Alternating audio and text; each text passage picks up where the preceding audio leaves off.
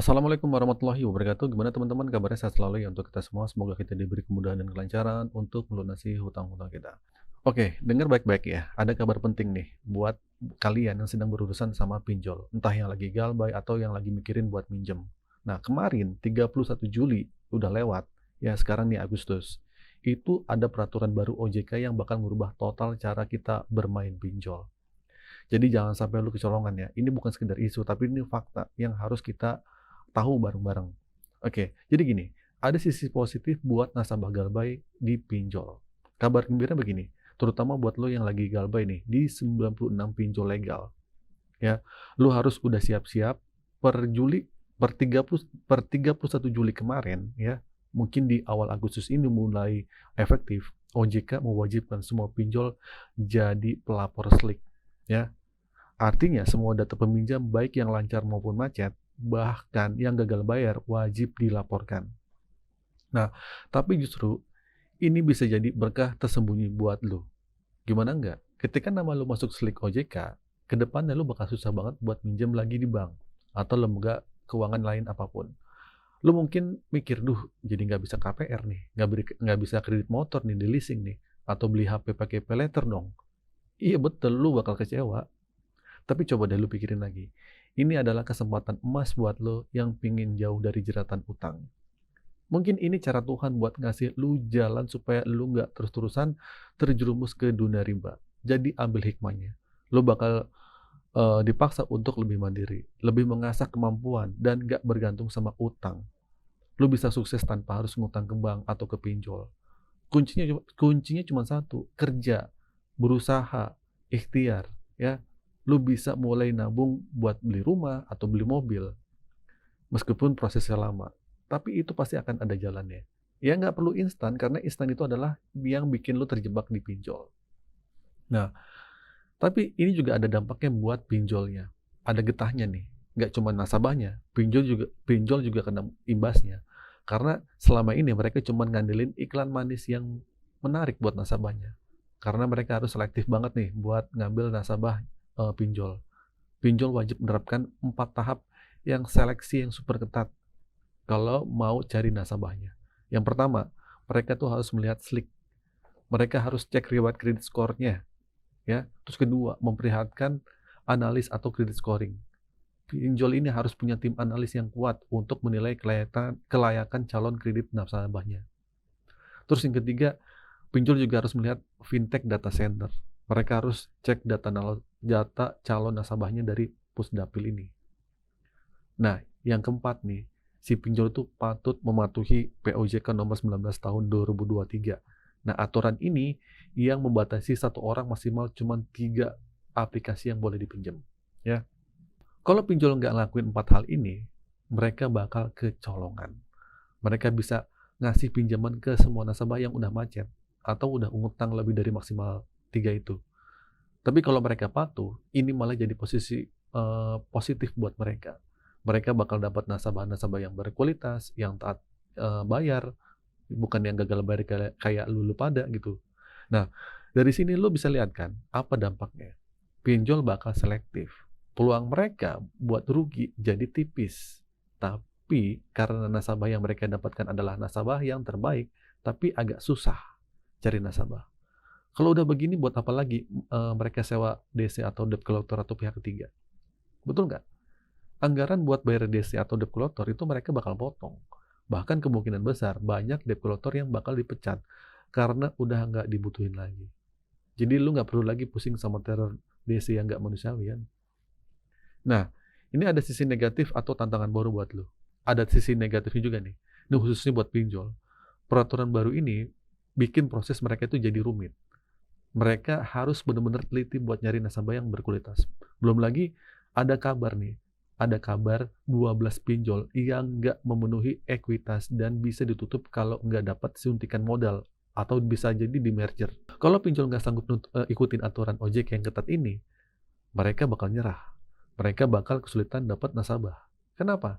Karena nasabah yang taat bayar justru lebih memilih ke pinjam ke bank yang bunganya lebih jelas dan juga transparan dibanding pinjol yang bunganya tinggi, cara nagihnya nggak bener, ya, terus tenornya pendek, limitnya juga nggak seberapa. Ini bakal ditinggalin sama orang-orang, coy. Oke? Nah, bisa jadi beberapa pinjol legal bakal cabut dari OJK dan milih jadi ilegal lagi aja. Tujuannya cuma satu, biar mereka bisa beroperasi semau mereka tanpa aturan. Jadi nggak usah heran kalau ke depannya jumlah pinjol legal bakal berkurang. Sekarang kan ada 96. Ya nggak tahu deh, mungkin akhir tahun mungkin bisa jadi cuma 50. Ya, atau mungkin berkurang lagi. Ini sebenarnya kabar baik.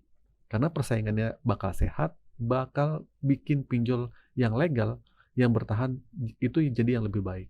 Nah, ini akan jadi babak baru yang seru. Kita lihat aja nanti. Kalau peraturan ini benar-benar dijalankan, kita lihat aja nanti. Oke, jadi gini intinya. Buat lu semua yang di luar sana, jangan pernah tergoda sama iklan pinjol yang ngasih janji manis. Ingat ya, awal petaka itu selalu dilihat dari iklan.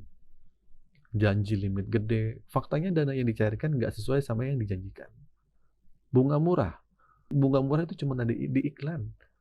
Aslinya itu menggocek elu dan mencekik leher elu. Terus masalah biaya admin itu juga siluman. Tiba-tiba dipotong pencairan tanpa penjelasan lah, dan gede banget adminnya. Terus juga tenornya singkat, dendanya besar. Lu bayar 2 kali dalam sebulan, dan telat sehari aja, dendanya bisa langsung sebulan. Ya nggak? Nah, sebenarnya ada cara paling ampuh buat ngapus pinjol dari Indonesia.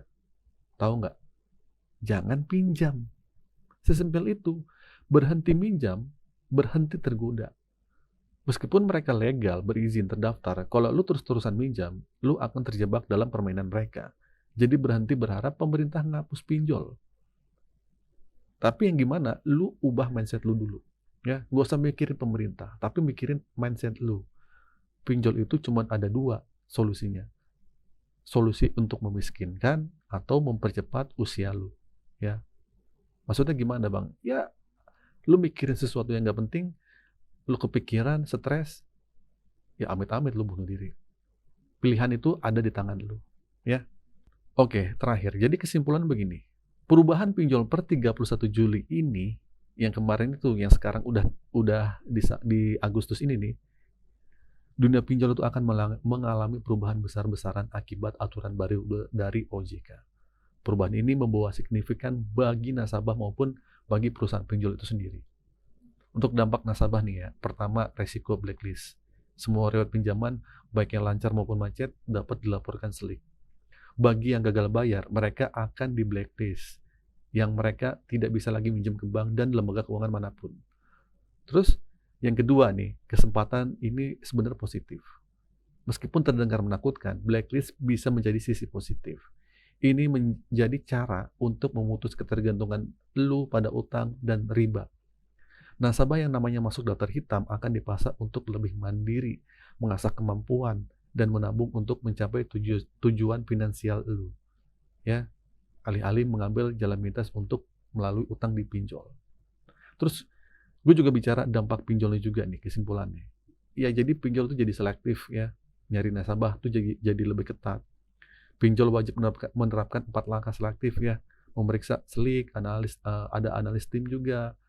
Terus melihat data center, data fintech data center juga, terus memenuhi batas maksimal 3 pinjaman per nasabah. Nah, hal ini akan mengurangi resiko kerugian pinjol yang secara signifikan. Mungkin dampak di pinjol juga ada penghapusan DC. Karena nasabah yang didapat adalah nasabah yang terbaik, taat bayar pinjol. Jadi pinjol itu tidak lagi memerlukan debt collector. Ini memungkinkan mereka menghemat anggaran operasional. Akibatnya banyak desa yang berpotensi dipecat karena sudah tidak dibutuhkan lagi. Ya iyalah, buat apa ada DC. Nah, terus dampak pinjol juga mungkin tantangan, adanya tantangan dan pengetatan industri.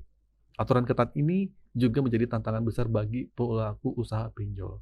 Beberapa di antaranya mungkin akan gulung tikar karena nggak sanggup memenuhi persyaratan ekuitas dan operasional yang rumit. Perusahaan yang pinjol yang bertahan adalah yang paling kuat dan juga paling kredibel. Oke, terakhir nih. Perubahan ini secara efektif menciptakan lingkungan pinjol yang lebih selektif dan ketat. Iklan pinjol yang menjanjikan kemudahan akan semakin tidak relevan karena proses pinjamannya akan lebih sulit ya dan transparan. Nah, bagi nasabah ini adalah momen untuk benar-benar sadar dan berhenti terjebak dalam utang. Satu-satunya cara paling efektif untuk menghapus pinjol adalah berhenti meminjam. Jangan lagi tergiur dengan iming-iming instan yang pada akhirnya hanya menimbulkan kesengsaraan finansial dan mental lu.